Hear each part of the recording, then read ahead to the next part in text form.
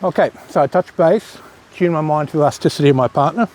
From there, I want to get under and pick my partner's body weight up, get a sense of his weight. Once I've got that weight, then I split the balance from the body. So get the weight up and then split it. Once I've got that feeling of splitting the balance off and expanding the energy under load, then he pushes his body weight down. I feel the weight and then split. And all I'm doing is feeling his mass base and separating the balance and then stretching the energy through the gaps. If there's any excessive load on my shoulders, I have to empty that out straight away.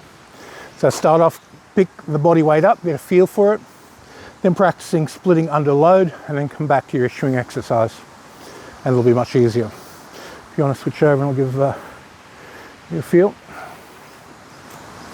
Okay, so I touch the fascia, feel the elasticity. That's what I want to be tuned into.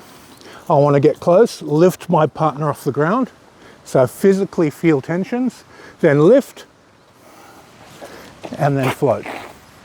And I want to feel base and balance, split them. So I lift and then float.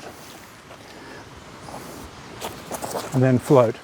When you float, the feeling of his body weight on me pretty much disappears and it becomes light.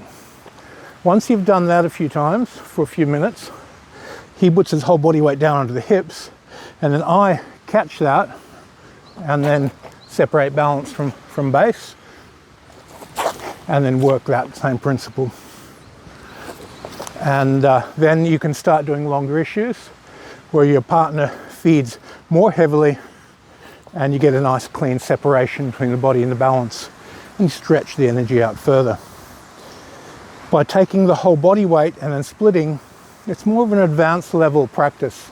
For a beginner, you're going to your partner's going to have projection towards you, you're going to touch, you're going to separate, and then you're going to send through the gaps.